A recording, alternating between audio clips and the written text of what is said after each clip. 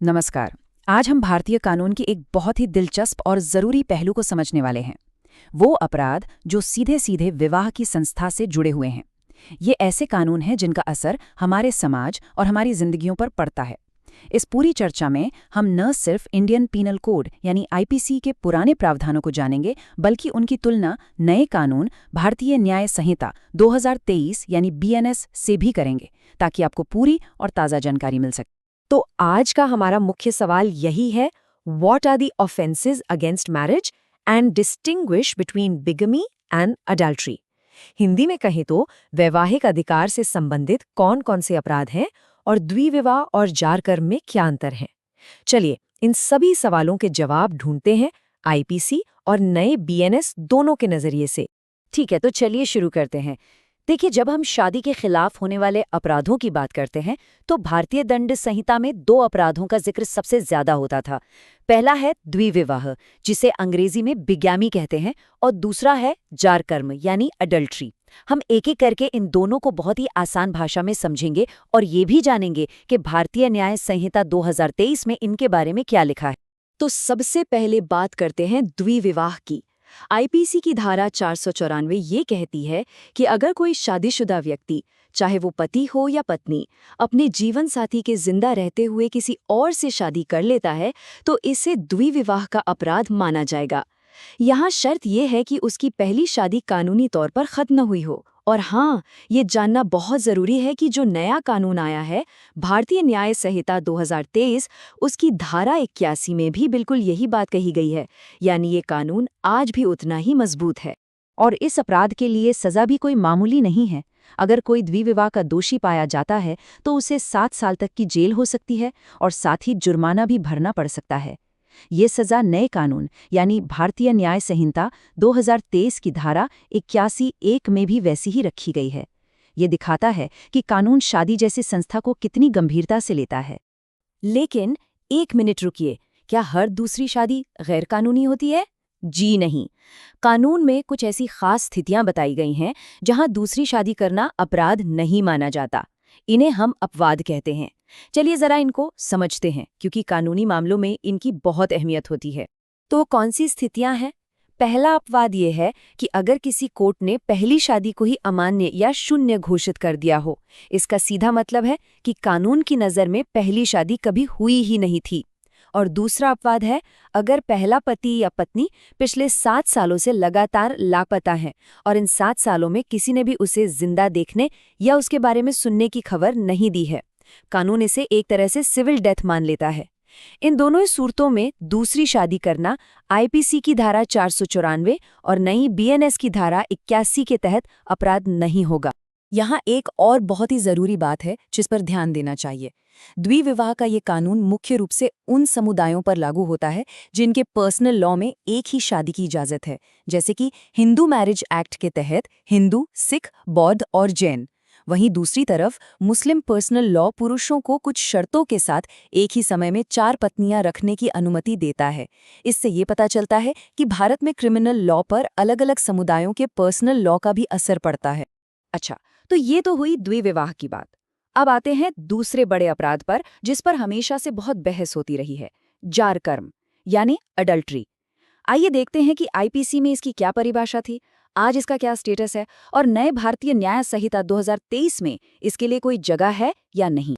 देखिए, आईपीसी की पुरानी धारा 497 के मुताबिक अडल्टरी का अपराध तब माना जाता था जब कोई पुरुष किसी ऐसी महिला के साथ शारीरिक संबंध बनाता था जिसके बारे में वो जानता था कि वो किसी और की पत्नी है। इसमें 2 बड़ी शर्तें थीं। पहली, ये संबंध उस महिला के पति की सहमति के बिना बनाया गया हो, और दूसरी, ये संबंध बलात्कार की श्रेणी में ना आता हो।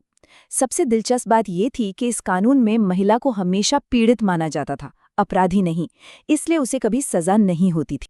इस पुरानी धारा के तहत सजा सिर्फ उस पुरुष को होती थी जिसने संबंध बनाया। उसे 5 साल तक की जेल, जुर्माना या फिर दोनों हो सकते थे। जैसा मैंने अभी बताया, महिला को किसी भी तरह से दोषी नहीं ठहराया जाता था।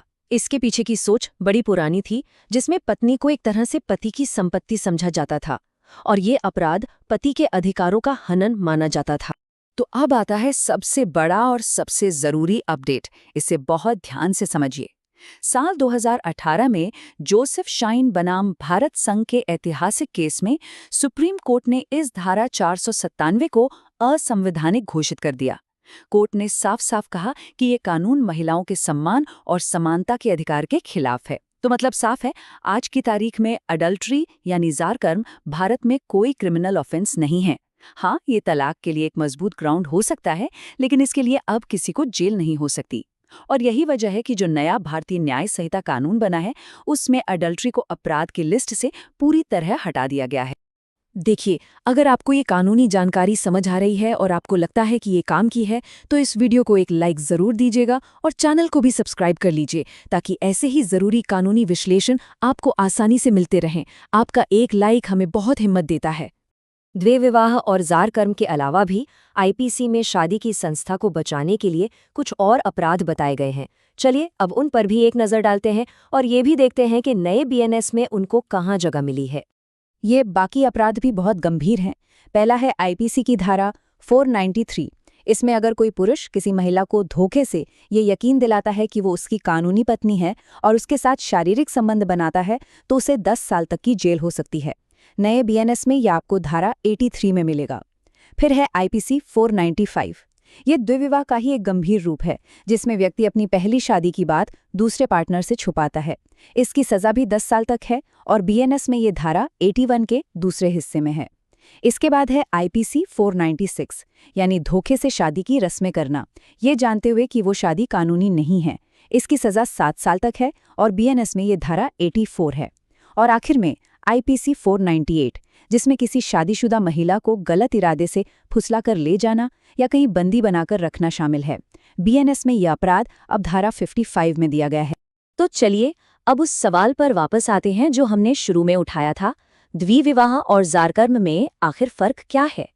हालांकि ज़ारकर्म अब अपराध नहीं है, फिर भी इन दोनों की तुलना करना ज़रूरी है ताकि कानूनी सोच को बेहतर ढंग से समझा जा सके। इस टेबल से सब कुछ एकदम साफ हो जाएगा। देखिए, द्विविवाह में पीड़ित पति भी हो सकता है और पत्नी भी, लेकिन पुराने ज़ारकर्म कानून में पीड़ित सिर्फ पति को माना जाता था। द्विविवाह के अपराध में पत्नी की सहमति या असहमति से कोई फर्क नहीं पड़ता, जबकि ज़ारकर्म में महिला की सहमति होना जरूरी था। द्विविवाह का आरोप किसी पुरुष या महिला दोनों पर लग सकता है, लेकिन ज़ारकर्म में अपराधी सिर्फ पुरुष होता था। और आखिर में द्विविवाह को हमेशा से एक ज्यादा गंभीर अपराध माना गया है और ये आज भी बीएनएस के तहत एक गंभीर अपराध है। तो चलिए इस पूरी बातचीत को खत्म करने से पहले एक बार फटाफट से उन सभी अपराधों को दोहरा लेते हैं जिन्हें हमने आज समझा है, और साथ ही उनके नए बीएनएस सेक्शन भी याद कर लेते हैं।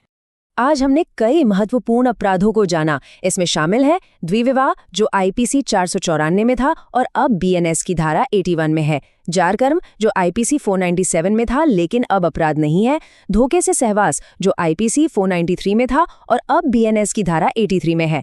पहली शादी छुपाकर द्विविवाह करना, जो आईपीसी 495 में था और अब बीएनएस की धारा 81(2) में है। कपटपूर्ण विवाह, जो आईपीसी 496 में था और अब बीएनएस की धारा 84 में है। और आखिर में आपराधिक सहपलायन, जो आईपीसी 498 में था और अब बीएनएस की धारा 55 में है। ये सारे कानून विवाह की संस्था को एक कानूनी सुरक्षा देते हैं।